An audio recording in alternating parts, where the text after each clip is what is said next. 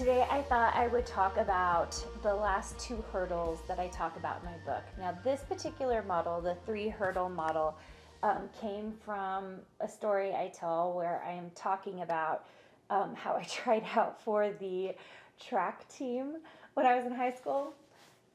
Just so you guys know, like to make that very short story even shorter, I didn't end up running track, but the hurdles really exemplified something that we deal with in design, and that is in creating a design business. There are 3 mega hurdles that we're trying to jump over, and usually they have to be jumped over separately. In my program, we try to jump over them all at the same go, which is tough, or at least the second two. So I've already talked about the first one a little bit in a previous podcast. So instead, I really want to talk about the second and the third hurdles, which is differentiation and experience.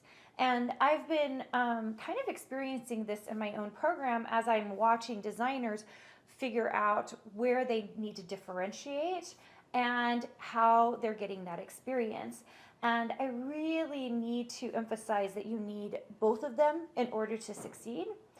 Very often, I see designers in and outside of my program modeling or using a lot of clip art or doing things that doesn't ever make it so that they end up being different than everybody else. Instead, they're kind of the same.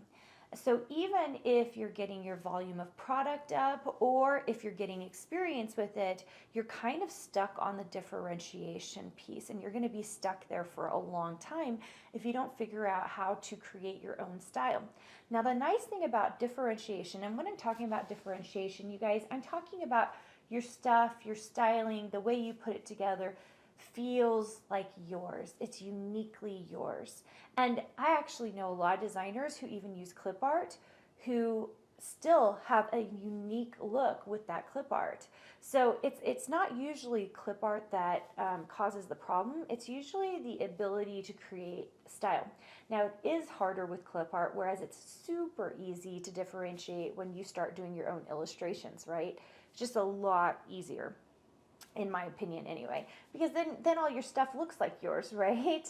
So that this is the nice thing about these 2 hurdles. First of all, that they can be jumped together in one single go. The problem is it's a very big jump because experience takes time. Differentiation also takes time. And so a lot of designers will come to me and ask me, like, how do I find my style?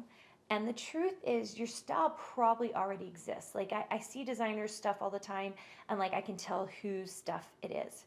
So they just need to continue to work and gain experience. And usually their differentiation, if they're illustrating all of their own work in particular, it starts to come through, and you start to like polish it and get a feel and a look that's uniquely theirs. I also think that the actual formatting of the product makes a big difference in that. For example, I think my fabric lines have a very different feel than my SVG or my die cuttings, silhouette and Cricut files. And that's because format rules, okay? Format is the thing that kind of changes the way we build our products.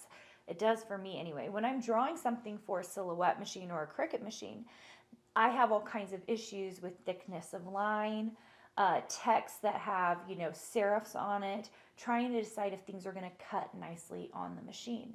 And because of that, I have to do a little more digging, change up the way I would normally design something. I really like thin-lined fonts. I like skinny lines on things. And I don't have that ability to do that nicely on a silhouette or a Cricut machine because it's easier to cut something thicker, right?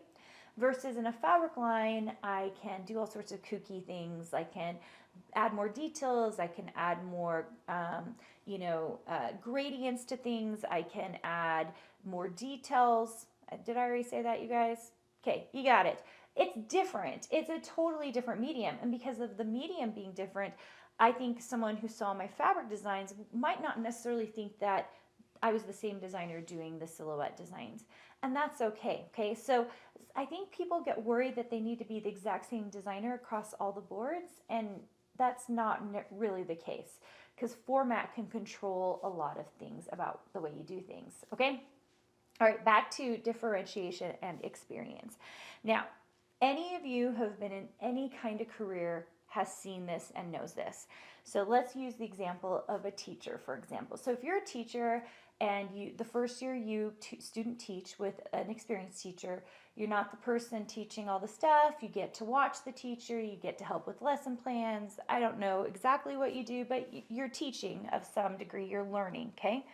The first year that you are actually the teacher, right, where you are the teacher, is a rough year. What do you have to do? I'm thinking about my days as a professor. I had to write all new lectures, all new slideshows, all new lesson plans. I had to come up with ideas and projects. I had to figure out how to do critiques in a particular way with my students, right? And so because there are all these new things, it's hard. The first year is hard, okay? And that's the way differentiation and experience works. The first year, the second year, the third year, it's hard, right? We're still figuring out who we are. We're figuring out our styling. We're figuring out our looks and our colors and how we do things. Same with the experience piece. It's all hard at the beginning, right? It's hard for a reason. It's because we've never done it before. The second year, it gets easier. The third year, it gets even easier. By the time you're 15 years in, like I am in my business, it's a lot easier. It's very easy for me to pivot. Very easy now. In fact, we did that this year. Instead of concentrating on die cutting files, which we have been doing for the last 7 years, instead we made a shift into wallpaper. And that's just because of some of the projects that I have going on. So it made a lot of sense to make these shifts into wallpaper and art prints. So that's what I'm doing, right? And that just comes from long years of experience and already making income in the back end for all these other things that I'm doing.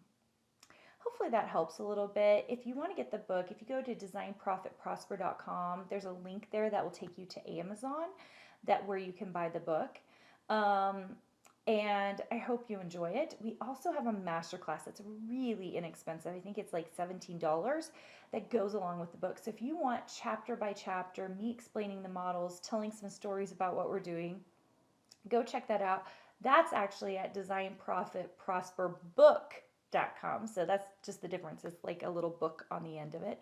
And you can go check that out. And my hope is that it will help you immensely and be just a really fun read, but informative read so that you can make it to next level.